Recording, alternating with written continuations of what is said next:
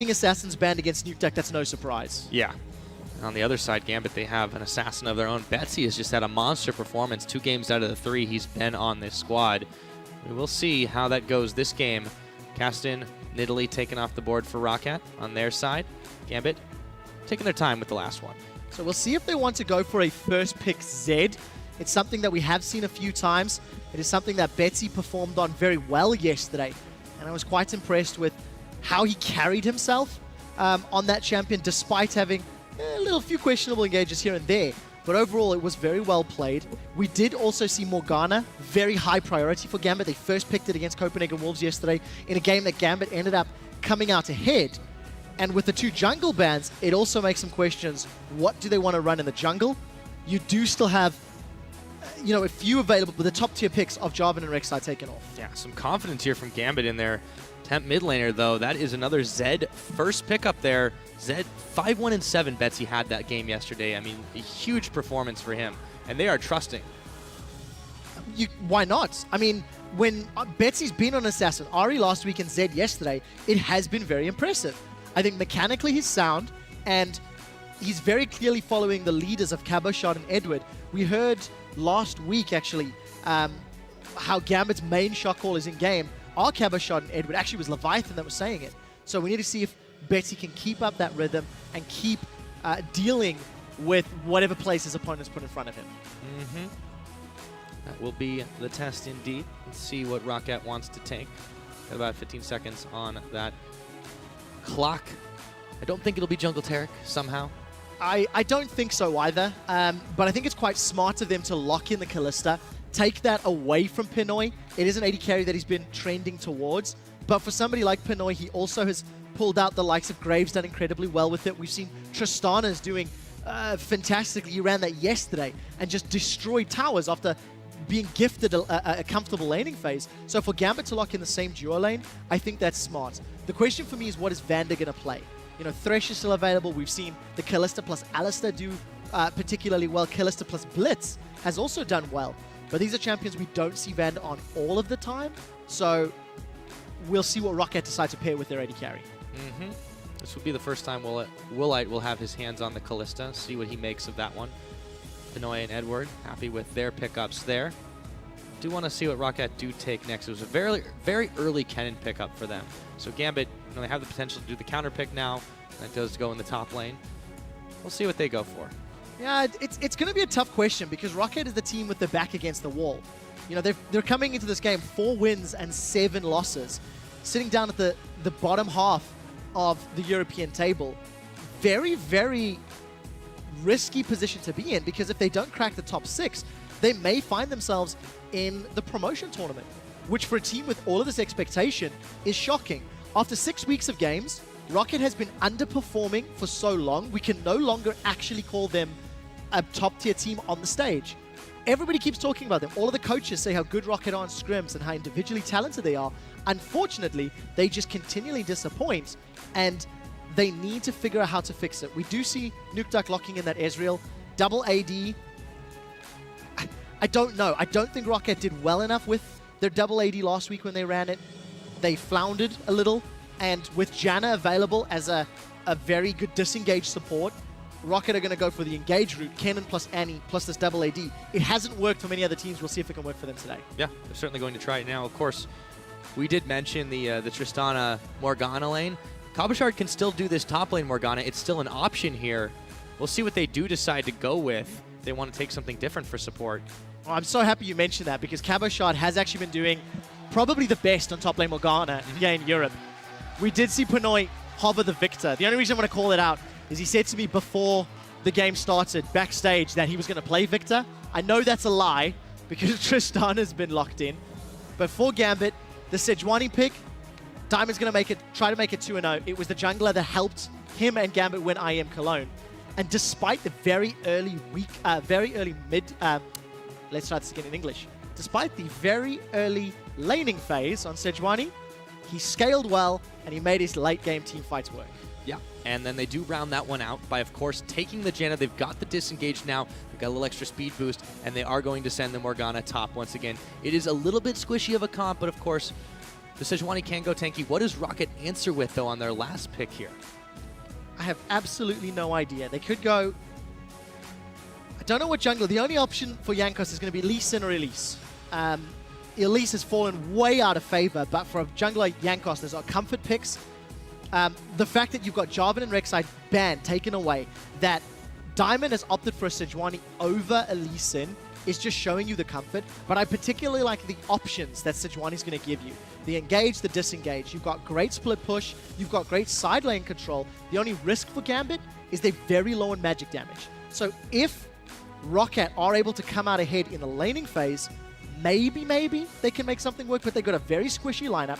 They've got this engage top and support with a double AD. Not a lot of peel, not a lot of protection. That's not an Alistar. So the Kalista Alistar worked for Fnatic because Yellowstar could peel and knock people away. And he's not going to offer that same level of disengage. So for ROCCAT, they have to be so careful with their positioning. They can't afford to get flanked. And if they do, the damage dealers on Gambit will take them out. Yeah, it's a really tough proposition to be forced into in that regard. I really feel like Gambit, they played the pick and ban the way they wanted, and ROCCAT played the one that they expected Gambit to have as the coaches. They shake hands, they walk off stage there. I really think that ROCCAT are trying to outplay opponents and not necessarily play to their own strengths, and that could be a problem for them. It could be. On the other token as well, if they've gone for comfort picks, if they've gone for things that they've been practicing and at home in scrims and in solo queue, the comfort factor could help them out, but it's so important this laning phase. Yep, you've heard those calls now. It's time for you to make one of your own and let us know who you think came out ahead in the picks and bans. Tweet over at LOL Esports with the hashtag GMB win or ROC win. The crowd is hyped for this matchup. Gambit Gaming, 6 wins in a row. Can they make it 7, or will ROCCAT derail the hype train? Let's find out. Well, I think Gambit have got the tools to deal with ROCCAT. Janna is so powerful at getting rid of the Annie threat as well as the Kennen threat. On the condition that Gambit do not get insta-gibbed from a engage, you're instantly going to peel them away. All right, well, as we get into this one, let's hear what Vander has to say on what ROCCAT has been dealing with so far. I have big experience playing bot lane, Woolite 2, Nukeduck, and Jankos, and Overpool doesn't have that much experience of the role, so I think it's easy for enemies to catch him off guard sometimes, because he still has to learn a lot of things, right? It's not that easy. I think that's a fair point to say. Vander discussing how Overpower's still learning the role, and it's true, we've seen Overpower had good games, we've seen Overpower have questionable games, but on Kennen, a little bit safer, a little bit of easier laning phase, so we'll see if he can get himself off to a good start today. Yes, we will see that indeed. This time on that Kennen matchup against Cabochard's Morgana. It's yet to be seen if we're going to get lanes the way we want them because, of course, Edward's actually backing away on the top side. A lot of warding here by ROCCAT to try and spy out what they can and get the lanes the way they want them. Yeah, for ROCCAT, I think they'd probably be looking for the 2v2. The threat of an Annie stun at low level, plus the strength of multiple Ren stacks is going to do very well. Keep in mind, Janna can obviously shield some of that damage and auto-harass back quite effectively, but I do feel that the Kalista will do better than a Tristana, so we'll see if ROCCAT can get their head-to-head lanes. Vision has not revealed anyone from Gambit yet, but ROCCAT making a relatively smart call and sending their duo bottom to face off against Edward and Pinoy. Pinoy helping out Cabochard with those Krugs. That will be the way they decide to start him. Diamond is hanging out on his bottom side as well to deal with that red buff early on. Pinoy and Eddie are not going to have anything to contend with just yet, as Vander and Woolite were a little bit late to the party. Yeah, and something that's also going to work into ROCCAT's favor. Edward has started boots once again on his support. You've got a lot of mobility on this Janna with her built-in Tailwind, in addition to getting the movement speed when she eventually scales W. But this offers 0 combat stats. So it's interesting to see Eddie playing aggressively in the lane, because if he gets caught by a stun, there is the risk of a lot of return damage from Woolite Vander. Yeah, they are playing this one out very confidently. We'll see if that bites them in the behind, as ROCCAT aren't pushing in too far to start this one off. Betsy and Nukeduck will just trade a little bit of poke for each other. Seen a number of these mid lane Ezreals so far. Jankos going to be moving down to his bottom side. Work on the Grom. Yeah, and Nukeduck's got to be so careful in that lane against Betsy. He's going to be able to farm safely, but once they get to level 6, Nukeduck needs to control that wave very effectively. And if his Arcane Shift is ever down, Betsy's going to have a relatively easy time setting up a kill against this AD carry. We do see in the bottom lane, though, Jankos is sniffing around. First Blood King, he wants more! Oh, he does indeed. Edward is very low. That First Blood is going to go over to Woolite. 1, 2, 3. Just like that. Yeah, those boots didn't help Edward walk it out fast enough. No, definitely not. All the mobility in the world doesn't help you if you can't dodge the skill shots, but let's also be fair, it was a flash stun from Vanda, easily set up by Jankos. And Pinoy and Edward, risky play, they get punished for it. And an easy first blood for ROCCAT. They've got a nearly 1,000 gold lead, which is a great start for a struggling team. Absolutely, and importantly enough, it's on Woolite too, who has really struggled to get going on a number of the champions he's played and a number of the matchups that they've had so far. So let's see maybe if that can be the tipping point for him. Well, we'll see if it works out. Edward has already returned to lane, got a number of wards to work with. But keep in mind, Diamond is really just looking to farm to 6. On the Sejuani, your low-level ganks are not particularly effective. Ooh, that's a lot of damage. Oh, yeah. Ren's not going to hurt quite as much just yet, but they were able to put a lot of spears in them all the same. Pinoy and Edward still very carefully having to play this one out. Vander and Woolite feeling very strong after that first kill. Yeah, level advantage in favor of ROCCAT. There is a massive minion wave building up that Pinoy and Edward are going to try last hit. We'll see how effectively Pinoy can make that work. He does, of course, have a skill in explosive charge, so that can make life a little difficult, getting all of the last hits. But again, we are expecting a similar sort of playstyle from Gambit that we saw yesterday from against Copenhagen Wolves. Time for Sejuani to scale, a little bit of a slower paced laning phase to mid-game, and then looking for big, heavy engages. You combine Sejuani plus Morgana, all of that CC and zoning gives Zed and Tristana all of the time they need to win fights around those objectives. By as much time as they can. Edward sees the Sentinel, clears that one away from inside of his own jungle. Speaking of the junglers, since that one gank, Janko's been a little bit more quiet. This time he's back at base. It's Diamond who's going to be going back after that to shop. And you know, this isn't too surprising. We saw Diamond do this yesterday, but he really ramped it up in that early mid-game, I would say, and really was able to put a massive wallop the Copenhagen Wolves. Yeah, now something I do like from this Kalista Annie is the range that they can engage from. If you combo Fate's Call plus the Tibbers, Vanda's not entirely reliant on flash. So that's going to give ROCCAT, in theory, more options to look for stuns, more options to look for engages. The only thing they need to be careful of is they need to make sure they deal with the threats of Morgana and Sejuani. In straight-up 5v5s, I do feel the AoE CC that Gambit can put down, as well as the disengage power, will make ROCCAT's life a little more difficult. So positioning and timing is going to be so important. Yep. So are contesting the Raptors, it would seem. Jankos is just trying to take a few of those away from Diamond. He secures most of them up for himself, however. Gambit are perfectly happy to sit back for just a moment. They should scale reasonably well into this mid-game. But I want to see where they decide to make their big plays first. They typically haven't been contesting these really early dragons. They have a comp that scales pretty well into the late game as well off the back of the Tristana. But they also have been a much more proactive team than a lot of the other comps that have picked this particular champion up. So where do you think they'll make their first plays, Quick Shot? For Gambit, it's going to be whatever's available. Because they gave up First Blood bottom lane, and you've got Woolite who is, you know, farming up very effectively. He's going to get to his Blade of the Rune King relatively early on. For Gambit, it's about not hemorrhaging gold. So they may lose a couple of towers. On the condition, they can use the wave clear of Zed, Morgana, and Tristana to defend their inner turrets. They can then look to team fight later on. But for the time being, it's slow and patient. Gambit have traditionally not gone for dragons that are super risky this year. So I'm expecting more of the same.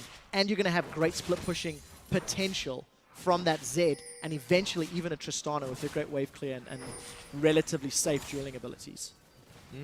They will indeed. Ward cleared out there. Pinoy and Eddie, again, they're still pushed a little bit further back, but you don't really expect to win a lane as Tristana, especially with the early action. You'd think they've been maybe a little bit cowed here, not wanting to go in. You don't know where Jankos is going to be. Although he is not hanging out in the Tri-Brush, Edward is going to eat the charm. Continuing to throw those spears out, though. Woolite pushes Pinoy back. So this is very good for ROCCAT. For a team that has not been able to do well in the early game throughout most of their previous matches. They've got CS advantages however big or small, in every single one of their lanes. They've got 1,500 gold. They've got first blood. But I do feel that this is a testament to the team comp they've put together. They do have strong lanes. They've, with the exception of maybe NukeDuck. But what ROCCAT needs to do is they need to equate it to towers or to dragons. Because as a double AD comp, you can never afford to fall behind. So as long as they are maintaining touching distance or pushing Gambit further down, they're in a good position. They're going to try to do that, especially down on this bottom side. Ender Woolite again. They don't want to get too close to eat too much damage from Pinoy, but they're trying to keep him from farming up as much as possible. We haven't talked too much about this top lane. It's been a very quiet affair. And in the middle, of course, NukeDuck just trying to play the survival game while he stacks up his tier. Yeah, and of course, he's going to be able to farm with Mystic Shots, so should be able to keep Betsy at arm's reach, keep him out of range. The fact that Betsy had to deal with the Vander gank a few minutes ago, still does not have flash available, is also making sure that NukeDuck is not really under threat of being dove. When these pro players don't have that flash available, they tend to play so much safer in lane. I do want to touch on the fact that Diamond does have access to his ultimate, so we need to see where he decides to throw that Glacial Prison down. There's a lot of kill potential in all of the lanes. You can combo the CC top, the damage middle, and the knockups bottom. But Diamond needs to find an opportunity. It may be bottom because Woolite has been pushing quite aggressively. Now, knowing Diamond, he will pick a place and have an impact. He is being pinged out right now by ROCCAT, though, as he tries to get a little bit of vision secured up on this bottom side. Let's take a look at the fan vote. According to you guys at home, 62% of you are saying that Gambit is going to win this game, but ROCCAT Nation still holding firm, 38. Probably a bit closer than we might have expected, just given the fact that ROCCAT's performances have been pretty hit or miss. Yeah, I think that's fair. Still a lot of believers in the ROCCAT squad, and the potential is there, but unfortunately it's not shown through. The one thing I do want to touch on is just some of the items from Gambit. Moby Boots picked up for Diamond ahead of completing his jungle item enchantment, and Edward still does not have any GP10 items. The longer he takes before picking that up, obviously the further behind he puts himself from Vander's Annie. So we do need to keep an eye on the gold differences as the game progresses, but at 10 minutes, ROCCAT's double AD comp is farming well. They've got their small leads, and with some vision in Gambit's jungle, ROCCAT may try to set themselves up for an early dragon. They will indeed. Jankos, fortunately, wasn't able to connect the Sonic Wave on the Scuttle Crab. He's going to take it down all the same, but they do have a lot of people in this area to try and start off this dragon if they want it. They're going to take their time about it, however. Again, ROCCAT, another one of those more risk-averse teams, if you will. Risk-averse is a great way of putting it.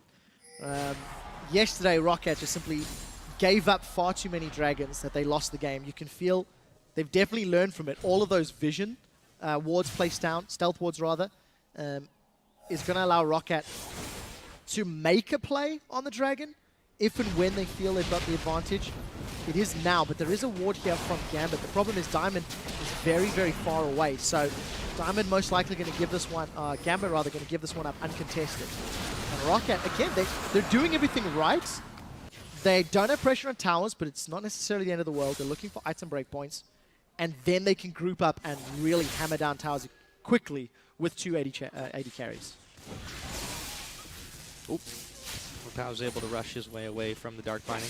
Yeah, again, we haven't really touched too much on this top side. It's just a pair of needlessly large rods, really, for the two of them. It's been kind of a farm fest in that regard, and the junglers haven't gotten involved. And why would you really? And, of course, as I say, Diamond is going to start moving up there. They're pinging out to see if they want to try to burn something on Overpow. Diamond, they know there's no vision here because there's a pink ward. He's going to take his time about it, and he's actually bringing some friends to the party here. Edward on the roam as well. Let's see if they can get him caught under the tower. Here comes Diamond, reveals himself. Overpow going to burn his flash right away. Here comes the big Koro.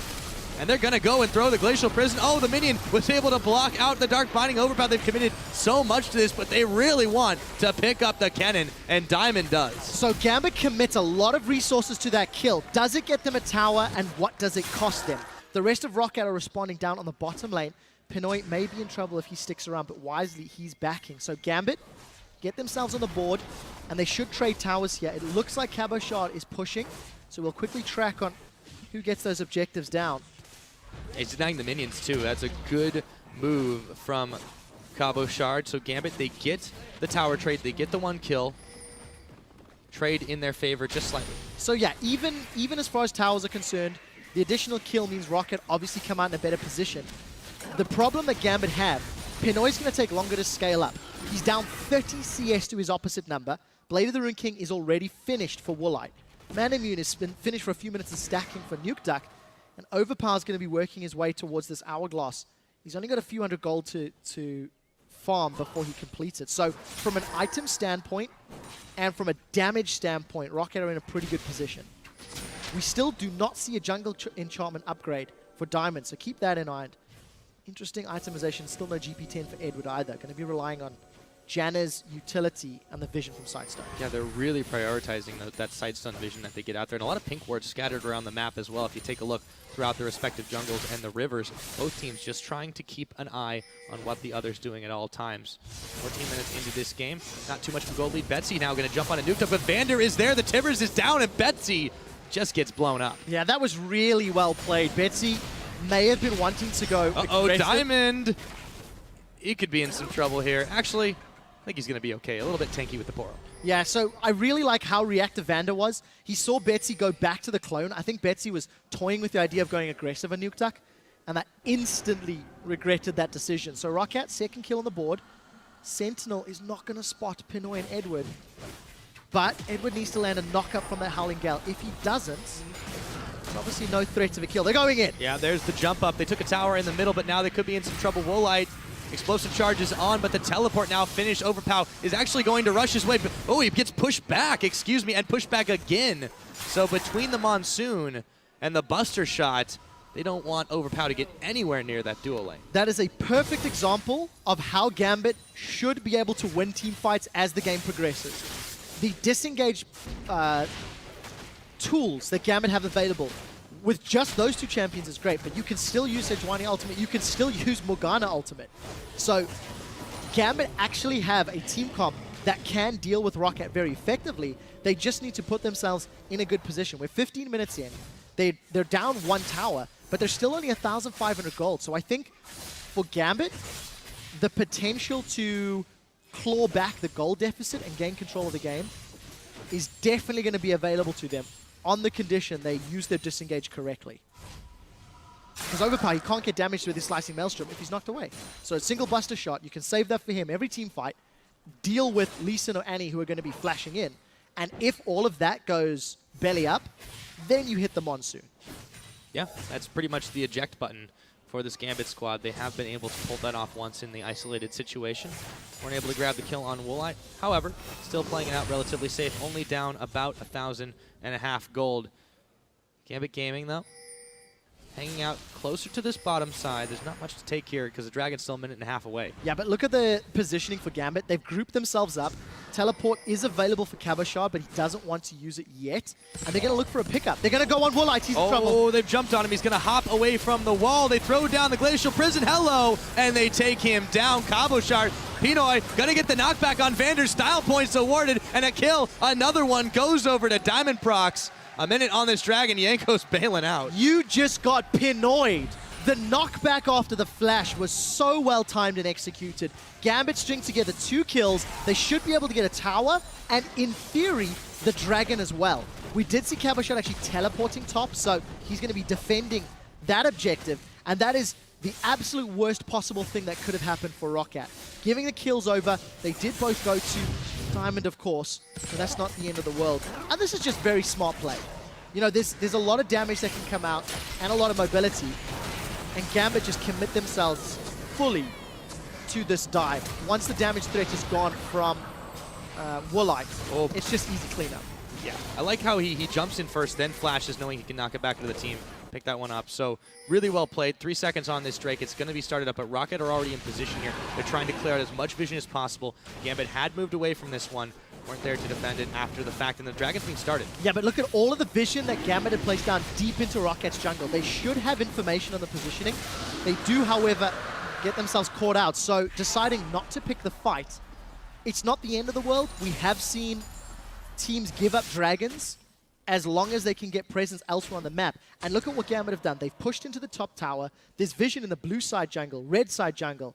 Gambit have got tools to create a series of plays, despite the fact they gave up Dragon, but they need to make use of the vision. It's what Gambit did, Giants did not do earlier today. So Let's keep our eyes on what Gambit decide to do with the information they'll have ahead of them. ROCCAT themselves have been trying to keep quite a lot of vision in this game. Betsy down on the bottom side, waiting in the brush ever so patiently, but there are so many members of ROCCAT here. He may want to just stay hidden. He's actually going to bail out, get to the safety of the tower shield, clear the waves as they don't want to press on in with the Zed. Don't know where the rest of them are just yet. No, not this time around. We did see the minions moving towards Betsy, so he's actually going to clear that ward out.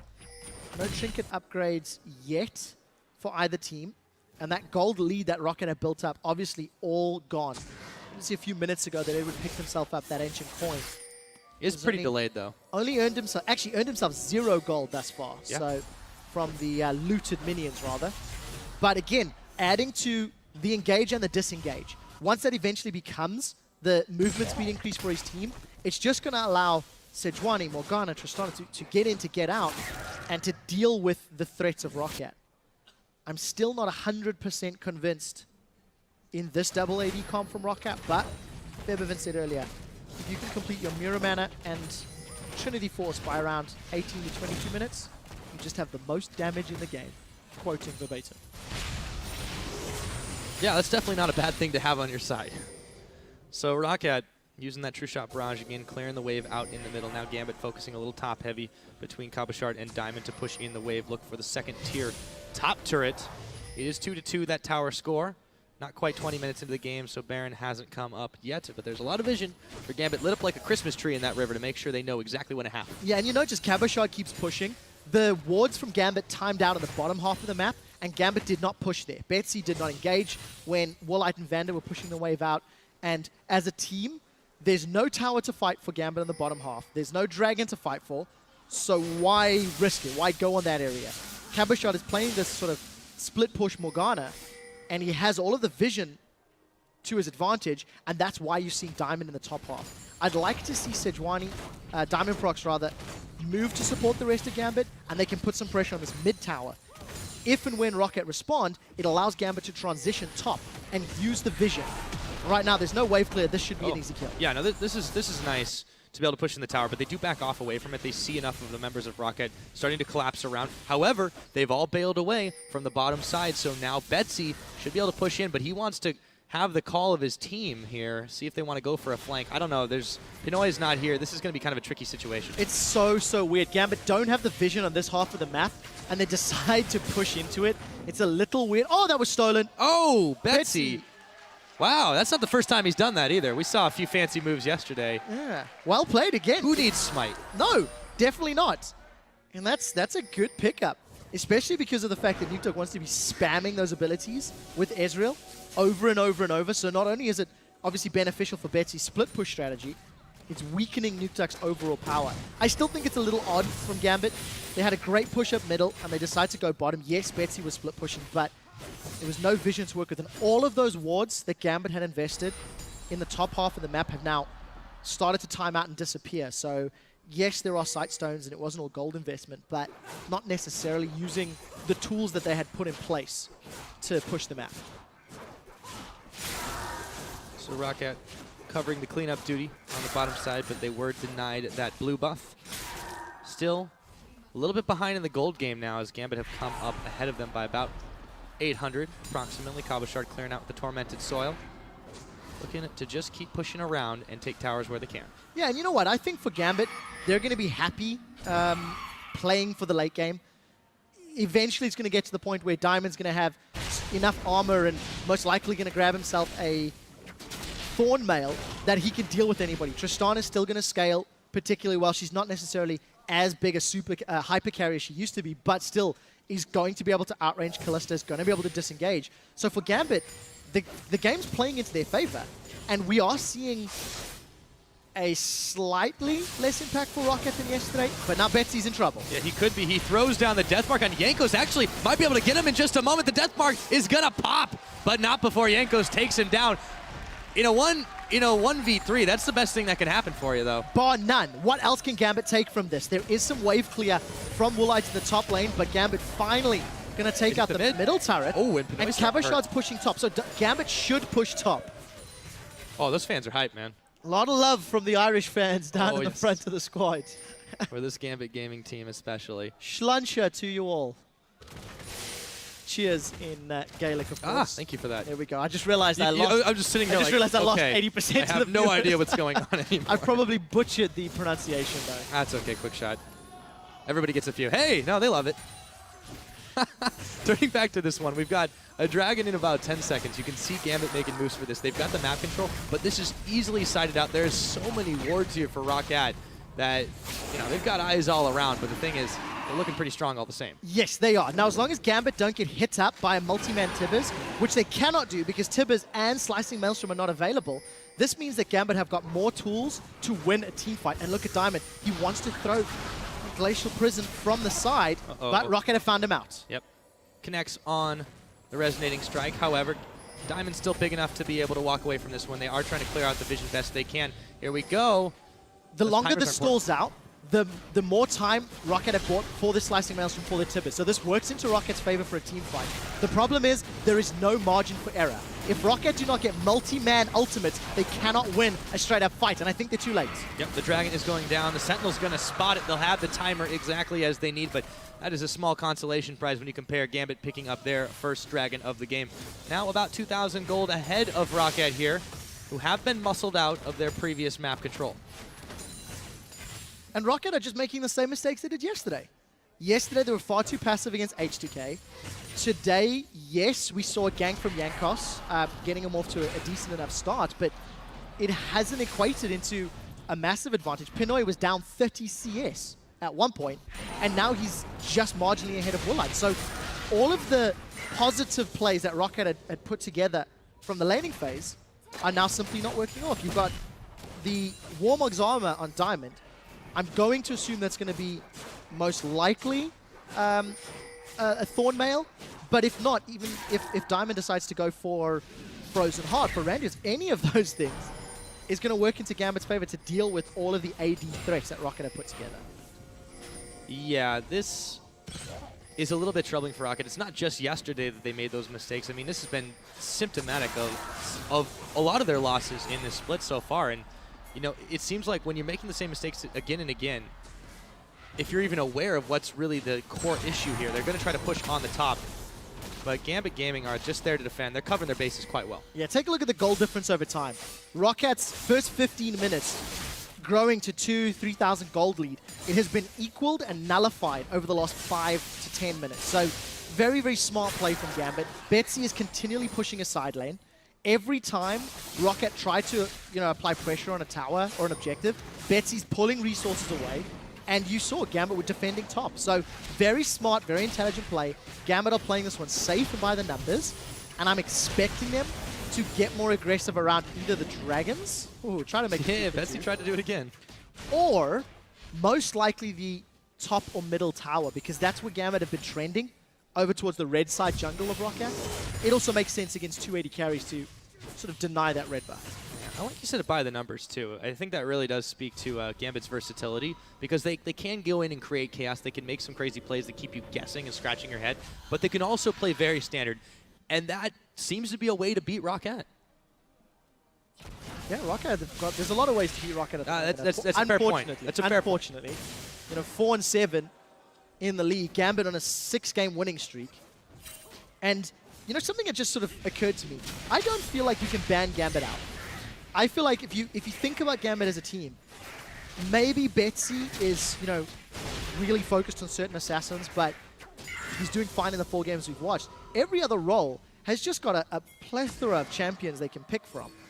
And in their last 2 weeks of games, Gambit have just performed exceptionally on every team comp. So it's so difficult to play against a team like this. And now that they've got these items, now that they've got a 3,000 gold lead, it is just a matter of time before Gambit decide to group up in either one of the lanes or try to force a baited team fight around Dragon or Baron. At some point, ROCCAT has to check. And then Gambit is just going to explode with a Sejuani Morgana combo. Yeah, that really is all there is to it, assuming they can execute that one the way that we have seen them be able to time and time again. A lot of wards now, again, littering this bottom for Gambit Gaming, trying to make sure ROCCAT cannot get the jump on them. Neglecting the top side for now, but that's perfectly all right. They've got all the outer turrets, and they're looking for a little bit more. Diamond is going to jump right towards the ward. Not quite quite enough time to clear it out after the Raptor camp, though. And remember, if anybody invests resources into Betsy, this plays into Gambit's advantage. Betsy has not joined his team for the last 6 or 7 minutes, really. He's been stuck in that bottom lane, or he's chose to be in the bottom lane, pushing out over and over. So if we see Vander or Jankos come to help out and deal with this Zed threat, all of a sudden, Gambit have got threat in the top half of the map, on a turret, on a dragon, something like that. So at some point, the pressure from Betsy will either yield a tower, or it will yield a response from ROCCAT, and that opens up Gambit to doing numbers play elsewhere on the map. Diamond's going to run into Jankos and Vander. Yes, he is, and there's a teleport on that ward that they weren't able to clear out before the fact. Diamond on the retreat throws down the prison. However, it only catches Jankos, and Diamond is the one who looks like he's going back to base. The Poro falls right over, and ROCCAT take a big kill for themselves. So that's the big risk of having your Zed split push. It takes him longer to respond than a teleport would. So unfortunately, Diamond runs into several members of ROCCAT, does give up a kill. It's not going to yield much because look at the waves top and bottom. It's pushing against ROCCAT so heavily. And with Nukeduck opting to use his True Shot Barrage mid lane, it means champions have to go deal with top or bottom. So having that tool available to control side lanes, Nukeduck has not necessarily been able to, at least in the last couple of minutes. But that's also a little unfair because Cabochard and Betsy have been pushing them out. It's a misplay from Gambit to get caught out there. Yeah, I think that's really the only way you can put it. Now, Woolite starting to scale up pretty well. You can see him hop, skip, and jumping around now that he's got his Hurricane. And, of course, the Silver Sash also for a little bit of extra escape. But Jankos wishes he had some of that himself. Deathmark is on. Betsy kicked back. The Deathmark still burning. And he is going to get popped at the red pit. And that's why Betsy's great on Assassins. I think he's finding perfect kills. With the jungler down, Gambit should decide to bait Baron. They've got great vision in the pit. They can also turn in team fight. Buster Shot's about to become available. Glacial Prison's about to become available. I think this is smart from Gambit, but they should try to remain grouped. If Diamond gets caught out alone, there's a lot of CC and damage that can take him out. He's decided he wants the red buff, though. Yep, he's going to be pulling that one away. Woolite now moving around, cautiously overpowering Vander are there. He's going to try to grab that red buff. Meanwhile, Gambit very silently taking this Baron. It is oh so low, and they do smite it on down. A little bit late to check, and here we go. The coin pop, they throw down the prison. Everyone is so slow to overpower, moving right back into the middle, and he's going to get Azanias at the very last second. Woolite is able to pick up Pinoy in all of the chaos. It's actually a 1-for-1 so far, but they're not done yet. Exhaust is down. He's still kiting away, however. They can't find Woolite, and a big shutdown comes from Vander as he picks up Betsy, a 2-for-1. But the Baron over to Gambit Gaming. Oh, still not done, Edward. No, living dangerously. Not the greatest of team fights from Gambit. They simply did not get the damage dealer threats down quickly enough. Despite playing ping pong with Overpower, I think the disengage was slightly stacked, and they didn't get the most optimal knock away or knock back. So ROCCAT managed to get 2 kills on the board and push in for the inhibitor. Yeah, this is the decisive movement that they've been needing all game. The inhibitor very, very low. Gambit looking to try and answer back, but for still, there just isn't enough damage. Diamond going down. Nukeduck is able to pick him up and just poke him down. And ROCCAT now have found some momentum on their side. They've closed the gold gap. More importantly than that is the Baron buff's been taken off. I think that's 4 members of Gambit in total. Take a look at how the Buster Shot into the Monsoon knocks Overpower sideways and then down. Pinoy needed to have gotten rid of Overpower's cannon, I think, much earlier. That would have allowed Gambit to focus down Woolite. Because of the fact that they layered or stacked their disengage on top of one another, it allowed Woolite to just quite literally hop through the entire Gambit team, winning the team fight, setting up the play for the inhibitor. And then I'm just going to quickly double-check Gambit's members. Yeah, Cabochard's the only one with Baron as well as Edward, so 3 of them down. We'll see if they can use that to push the other lanes where there's no super minions. And in case you were wondering where exactly the Dragon did go after the fact, ROCCAT was able to pick that one up. You see it flash on your screen. That is number 3 for them, so they'll have even more mobility to kite around this Gambit squad.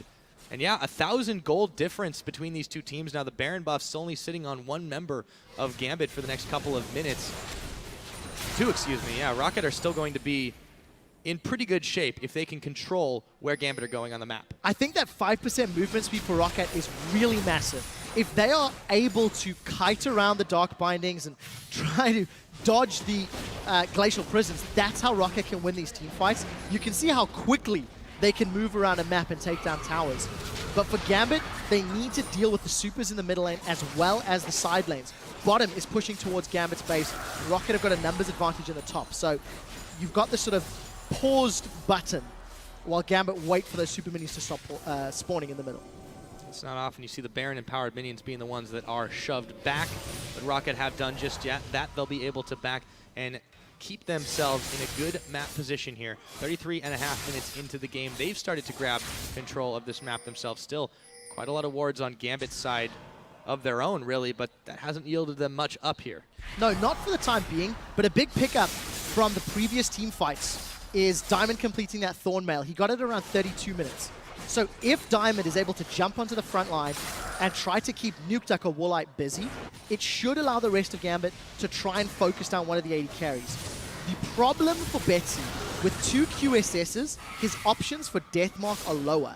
So for Betsy, he needs time to get multiple auto attacks and multiple spell casts off to take a target down. So we'll see, again, whether or not Betsy can do that. He's 3 for 3, he's managed to burst down a few, but obviously this QSS is going to make life more difficult.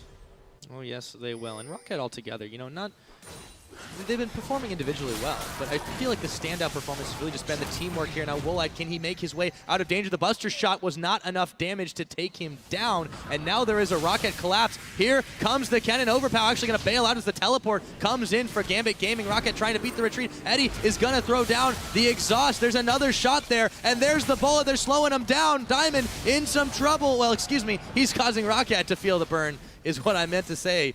35 minutes in, Gambit are trying to push this one back. ROCCAT are going to have to back away for the time being. They've got a small minion wave here, though. Yeah, but look how quickly this tower's going to drop. We saw this from Pinoy earlier. Explosive charge, a couple of auto attacks, and boom, tower secured. Yes, Woolite was able to survive the engage from Pinoy a moment or two ago, the QSS removing the debuff of that bomb, but it doesn't matter because Gambit got the objective. They did push down the tower. They should be able to tank this one up. Again, explosive charge plus auto attacks. That'll be most of the HP, but it's not going to be enough to kill it. Not quite that. So Overpow is going to, with the rest of the team, force Gambit back. As tanky as Diamond was, they've got to deal now with these minions that are pushing in the middle. They completely sidestepped them and just cut the corner to try and take down that tower, but now they have to pay the price for it. ROCCAT going to grab some more of that map control back for themselves.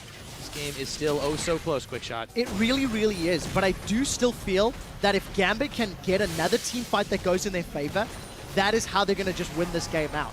The problem that Gambit had, and the reason that they're now lacking control, is again because Pinoy and Edward stacked up their disengage. They stacked up their knockaway. So Pinoy's just going to have a faster trigger finger to get rid of Overpower before he can get that slicing maelstrom into the middle of the team. And of course, once they can get rid of him, the rest of Gambit has to jump onto Nukeduck or Woolite. ROCCAT are trying to force the issue here in the top side, but this time Gambit are ready. That wave clear just too strong, and they're going to back away disappointed. Yeah, the biggest problem that Gambit's also going to face going forward is their limited vision in the jungle or around Baron or Dragon. With a minute for Baron, a minute 20 for Dragon, ROCCAT actually have the opportunity to play the baiting game. Gambit, they do have 2 oracles. You can see they realize they have to face check their opponents, and they don't have vision control. So I really like 2 blue trinkets, and that's going to allow Gambit to negate their limited or their lacking vision. And every time Gambit are pushing these waves out, I feel they have to have wards in the inventory. There's still slots available, and I'd like to see them placing more wards down. Otherwise, they run the risk of getting caught out. Yeah, even with that double sidestone, investing in wards is never a bad idea. ROCCAT going to be roaming heavily together here. Overpow's not quite there. Nukeduck has really been getting off a lot of these pot shots, and that's what made Gambit think twice about some of these engagements. Yeah, but look, that was what, 2, 3 auto attacks and a Mystic shot. Diamond did not lose a whole lot of HP. It's true. So yes, Nukeduck is getting damage off, but it is against a Warmog's Giant Spell Thorn Mail. So Diamond just needs to run interference. He just needs to pull people away. Vision is being cleared out around Baron, which is just about to spawn. And if ROCCAT were to start it, it's no longer a 50-50 smite when you have Kalista on your team. That's true. So if ROCCAT play the aggressive Baron bait, they're in a 70-30 Baron scenario if you can stack your smite plus rend together. Well, I'm not going to attempt to do math again, but ROCCAT definitely have the advantage in that regard. Diamond is going to be wandering into the Baron pit. I don't know why he doesn't throw down anything to sweep it out. But Eddie, Betsy, they're trying to set up for some good positioning here. Meanwhile, though, Nukeduck is just going to be able to solo the Dragon. So as long as ROCCAT can drag Gambit around, they're perfectly happy here, and that is number 5. This is so scary for Gambit. With one Dragon left before ROCCAT get aspect of the Dragon, and all of the bonus attack damage and AP that comes with it, I'm still not 100% convinced that that alone will be enough. It's obviously going to be massively, massively effective. But for ROCCAT, their very temperamental team fight is still going to be at risk. But you notice Gambit, they are pushing the waves out. They're doing a better job at getting vision down. Baron is now once again in control from Gambit. And with the minion wave top, and the fact that Nukeduck went up to deal with it personally, it just allowed Gambit to sneak a tower. I really don't think Nukeduck is using his true shot barrage well enough to control side lanes while still being with his team. Yeah, these are 2 AD carries on these teams that just do drastically different things with regards to objectives and team fights. Pinoy, just such a massive tower detonation with that Tristana sitting on 3 items. And on the other hand, you know, Woolite, he's been dancing around in these fights, but when they two come to a head, I think it's going to be really, really explosive. Yeah, the problem Gambit has, if they play this Baron bait game, they are the ones that are going to struggle. Minions top and bottom are pushing against the Gambit base, and there's only a limited amount of time before those minions will to start dealing huge amount of damage. Gambit, they're trying to play with vision. They're trying to prevent ROCCAT starting Baron because of the threat of that Kalista. And Dark Bind does connect, but Jankos manages to safeguard away. Yeah, he was knocked up. He was pushed back after all of that one. So Gambit Gaming still trying to force their way around this map. However, they've got to deal with the minions on the bottom side. That's a big wave building up. Yeah, and they're doing the right thing. They're sending the guy with teleports. The reason Gambit lost the Baron fight, or the red buff fight earlier, when Diamond was caught, was because of the fact that Betsy on Zed was doing it. What we've seen over the last, let's call it 12 minutes, Betsy has not been split pushing. He's been sticking with his team because he needs to have the damage down. He needs to be involved in the fight. And it's Cabochard with his teleport that's clearing out the wave. Now Gambit should start playing the Baron bait. Now they should start trying to get control of that area. We'll see if they can do that undetected. It's going to be hard. A lot of ROCCAT vision covering that area. And speaking of vision, I really like that when they've been pink warding it, they've also been placing the green ward down. Normally, you don't always see it, but this time Diamond was prepared for it. Yeah, keep in mind, Gambit do not have Pinoy with them. So for ROCCAT to win a team fight, they need 2 things to happen. One of 2 things to happen. Either get rid of Betsy or Pinoy's damage very early with a Fate's Call, Annie, plus True Shot Barrage damage. You can combo those or, you know, get some auto attacks from Woolite. Or find a way to get Overpower into the middle of the team. Right now it's Gambit. They want to start the fight. Remember, Pinoy and Cabochard are still going to be late as they were just regrouping. And the stalemate is happening because ROCCAT cannot start team fights. They don't really want to against a very good 5v5 team of Gambit with all a disengage. Yep, that is in fact the trouble. So they take the safe route this time. It's just going to be wave clears back and forth. Pinoy trying to take a few pot shots where he can. And the ward wars have really been the story of this Baron side of the map, trying to clear it out back and forth. Cabochard will clear out another one. They're actually going to go ahead and start this Baron. This is really risky, but if they don't side it out, this could go over very well for Gambit. Yeah, keep in mind, if ROCCAT group up, the disengage and team fight from Gambit could be strong if they get a multi-man CC. You can see that Diamond is looking for a Glacial Prison to connect with. But so scared of the damage, so scared of what Nukeduck and Woolite can put out. I'd love to find out how many wards have been killed on both sides, because it's been significantly more of ward vision battles than anything else. Yeah. I mean, we're approaching 6 items. It's going to tell the story of it. You know, you won't have as many wards to play with after that point, especially considering we're not seeing any of those upgraded green trinkets. So you're not going to get that discount Sightstone, as Deficio likes to refer to them. It's just going to be relying on the Sightstones and what you still have in your inventories.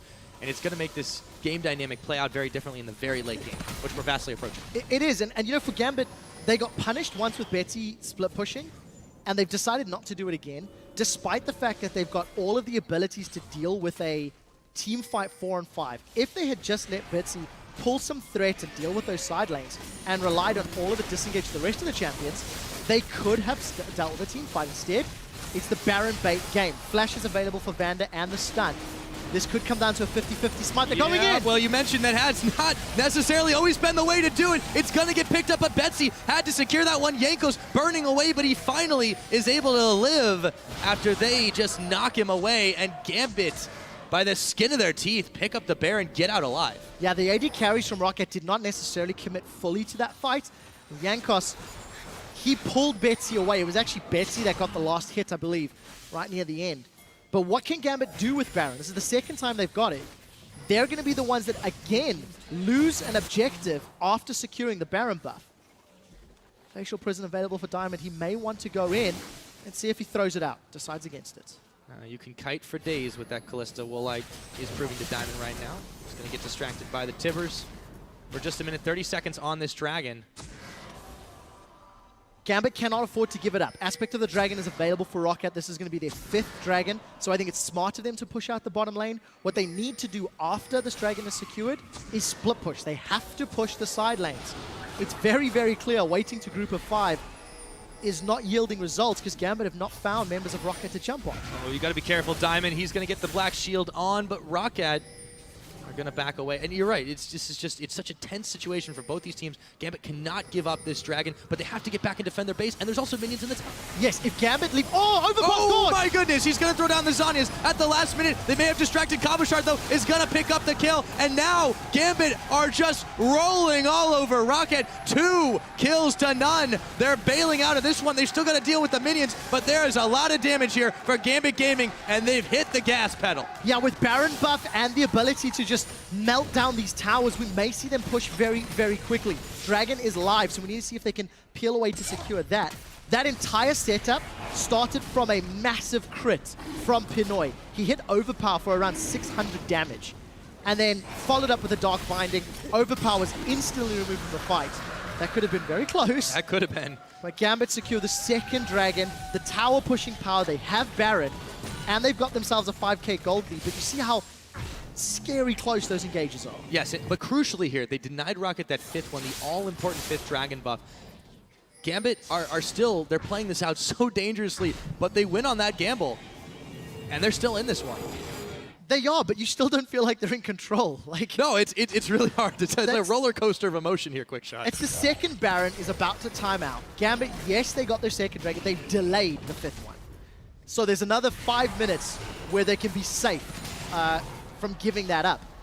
But Gambit still have an inner turret to take down. They still have not cracked the base of ROCCAT. So ROCCAT have got all of the damage in the world, and we're going to keep seeing these side lane pushes happening. We're going to keep seeing Nuke Dark and Woolite clearing out the waves, and Gambit looking for an opportunity to engage, but they've been very, very passive and slow. Yes, indeed they have. Baron buff's now gone for Gambit. Got their 2nd Dragon of the game, trying to muscle out Vision in this jungle. ROCCAT playing very, very cautiously back in their own base, and there is a tower up top that Gambit is hearing call its name. Now they're going to move back to mid, as I say it. And this is smart. This is what Gambit should have done, or should have been doing. Use the Vision in the jungle to switch between middle and top. It's what Deficio keeps praising SK for doing when they win their games, is having the ability to transition between objectives quickly and effectively. And when you combo a 6-item Tristana with a Janna shield, I mean, this tower should blow up. I mean, how low did that go? Down to 400 hit points out of 2,500. If Gambit had been doing that earlier, they could have got more control. And look at this. Now they get a minion wave top. So finally, they're adapting and learning, but it has taken quite a long time. Yeah, use those minion waves. The True Shot Barrage not going to take nearly enough of them out there. ROCCAT are here to defend this one, but they can clear it out so fast. They've got to find the fight, though. Everyone's health bars are starting to melt. The tower is already down. A pair of Zanya's hourglasses as Overpow is going to eventually get mopped up. He goes down, but they trade for Betsy. Diamond is coming up big here, and they also took out Vander at the very end of all that one. Gambit in a 4v3 can continue to push on. They've got another minion wave at the back. This Tristana just wrecking through these towers. Nuke Duck, he can't stick around. Inhibitor is gonna go over to Gambit in just a moment. Yep, Down it goes. Very well played from Gambit. They stacked their disengage correctly. Vander tried to set up a fight, but he jumped flash straight into a Dark Binding. And once he was connected, Diamond, I think, caught 5 members of the Glacial Prison, which were all knocked back. So a very well-executed team fight from Gambit. They forced ROCCAT into a chokehold and then used their AoE disengage to stay alive. The first rule of lane warfare, do not group up. Quick shot, let's take a look at how that happened. I really hope this goes slow. So 4 members caught from Glacial Prison. Jankos was down at the bottom. But notice how the entire team of ROCCAT is pushed away thanks to Monsoon. And then, of course, you've got the rest of Gambit focusing down one target at a time. Pinoy is finally able to go aggressive thanks to the zoning and the presence that Betsy put on the map. Gambit play out their 5v5 team fight the way it was designed and show you the weaknesses of ROCCAT's team fight. ROCCAT should not be in a straight-up battle like that. They look to catch somebody off guard, catch somebody flanking, and Overpower being, disengaged obviously meant they couldn't do that. Now, Gambit, they've let the moment take a breather, but they grab themselves that inhibitor. They're starting to get the map pressure out that they really need. The wards, a lot of them have started to expire. We've seen a lot less wards being placed down after the slots have started to fill up here. Gambit Gaming on the offensive still, but ROCCAT, it's a slow offensive. Very slow. It's a slow offensive, but what is good to note, yes, we're 50 minutes into the game. It's not been particularly exciting, but neither team has made massive mistakes. You could optimize their way they play, right? So if you look at the game holistically, ROCCAT have not necessarily played bad. They've not necessarily been caught out of position, but you could have done things slightly better. And it's good to see ROCCAT actually putting up a bit of a fight, because yesterday against H2K, they didn't even do that. Yesterday against H2K, it just felt like they were waiting to lose, if that makes sense. Whereas here, ROCCAT have been more aggressive, they have been more proactive. Unfortunately for them, this double AD comp just did not have the ability to 5v5, and now Gambit pushing in for a second inhibitor. This one nearly uncontested. Yeah, they just do so much damage to it, even if ROCCAT can push them back immediately. Pinoy is really the secret ingredient to this tower pushing success. That Tristana full build right now just absolutely destroys structures. Demolitions expert coming in here. Now, ROCCAT, they have to deal with the minions on the top, but there's still the threat in the middle. They can't give anything up. Yeah, super minions pouring into ROCCAT's base. Gambit doing a good job of playing the map. Super minions top, there's normal minions in the bottom lane. Once Gambit take this inhibitor, the safe play is to roll around bottom, grab the tower, grab that inhib, and then peel back for Dragon. We'll see if they decide to do that. It's 30 seconds before the next Dragon spawns. Yes, ROCCAT, they keep trying to make plays to save the day here, but it's just not happening. And you take a look at Edward and Betsy backing away. They're going to actually take their time about this one. They can roll bot, but they can also take their time if they want. 22 seconds on the next Dragon. Baron is now live. ROCCAT, they're just a little slow to respond. You actually see a couple members of Gambit hanging out by this Baron pit to make sure that it doesn't happen without any contention. Yeah, that's definitely a smart play, and again, just absolutely safe. Don't run the risk of getting taken out with an exposed inhibitor at 50 minutes. One bad team fight costs the entire game. GA is picked up for Betsy. Super minions in 2 lanes. ROCCAT are going for broke. They want aspect of the Dragon. They absolutely need it at this point to save the day, but they're not going to get it. Diamond stealing away the buff. ROCCAT in so much trouble right now. Gambit Gaming, they are trying to run the play, but no one for ROCCAT has actually gone down just yet. Cabochard, Betsy, they've gone down. Nuke Duck is going to be the one. However, they have to get back and defend their base. Vander, he's going down a double kill. Pinoy getting the reset, going so low. Oh, a triple kill. Oh my goodness, not quite the quadra. It's gonna go over to Diamond, but still, they get everyone but Overpow looking to end the game right now. Quick shot. Finally, Gambit managed to punish ROCCAT in the Dragon Pit. ROCCAT went for the Desperation Dragon, and they get punished for it. Gambit able to spread and distract all of the ROCCAT members. Overpow is aced. Gambit 7-0.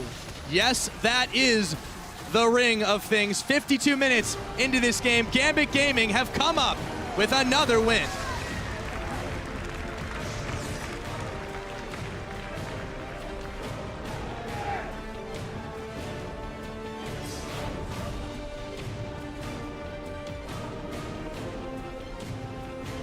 And who would have thought, after going down 5 games to open the split, they have thundered back with 7 in a row, as you said. Shaking hands with the team they were able to take down in 52, just there. So 12 games played, ROCCAT find themselves 4-8. Gambit, though, massive fan support. Oh, And yes. rightfully so. I mean, 7 games in a row. How can you not love these guys? Hashtag 13-5 the dream. With every game played, I believe it more. And Woolite is just destroyed. Yeah, I mean, that face says it all, man. But these fans are just loving this Gambit team and what they are doing week in and week out. The improvement that we have seen from this squad is just so unreal. Look at that big smile on Leviathan's face. And you know what? It's not a flashy win, but it doesn't need to be. It was intelligent. It was well worked out. It was coordinated, and Gambit played safely the entire time. And that illustrates the style, too. I mean, he said it on the desk yesterday, I believe. Leviathan, you know, it doesn't matter how we do it. A win's a win. I completely agree. When you're sitting in the position they are now, you start looking at Giants and ROCCAT to be the potential 8th and 9th ranked teams in the league. Meteor Makers are currently, I think, 1-10, if not 1-11. I've got to double check that one off the top of my head. 1-10, potentially 1-11 today if Unicorns win. But assuming Meteor Makers continue to struggle, ROCCAT, a team that was touted that we felt could be a top 4 contender, is just not finding the magical ingredients, not finding